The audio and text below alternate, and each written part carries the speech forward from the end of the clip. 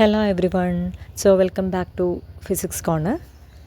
നമ്മളിവിടെ മെയിനായിട്ട് ഡിസ്കസ് ചെയ്യാൻ പോകുന്നത് മാത്തമാറ്റിക്കൽ ഫിസിക്സിലെ ഏറ്റവും ഹോട്ട് ടോപ്പിക്സ്, അതായത് നമ്മൾ ഏറ്റവും ഫോക്കസ് ചെയ്ത് പഠിക്കേണ്ട ഏരിയാസ് ഏതൊക്കെയാണെന്നാണ്.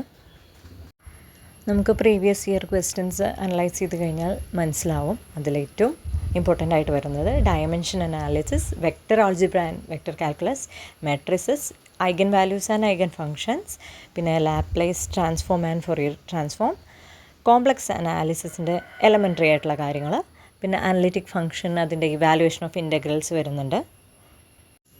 റെസിഡ്യൂ തിയറം, അതിൽ തന്നെയാണ് പോൾസ് ഏതാണെന്ന് ഡിറ്റർമിൻ ചെയ്യാനുള്ളതും സിംഗുലാരിറ്റീസ് കണ്ടെത്താനുള്ളതും ഒക്കെ. പിന്നെ ടൈലർ സീരീസും ലോറൻസ് സീരീസും അതിനെ ബേസ് ചെയ്തിട്ടാണ് കുറച്ച് ക്വസ്റ്റ്യൻസ് വന്നിട്ടുള്ളത്.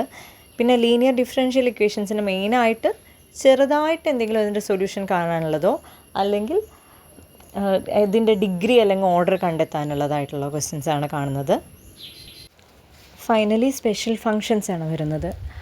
ഏതൊക്കെയാണ് സ്പെഷ്യൽ ഫങ്ഷൻസ്, അതിൻ്റെ എല്ലാം ജനറേറ്റിംഗ് ഫങ്ഷൻസ് എന്തൊക്കെയാണ്, അതിൻ്റെ ബേസിക് ഫോം അനുസരിച്ചിട്ടുള്ള ക്വസ്റ്റ്യൻസ് ആണ്. ഡെപ്തിലേക്കൊന്നും പോകുന്നില്ല, ജനറൽ ഫോംസ് ഒക്കെ പഠിച്ചു വെച്ചാൽ മതി.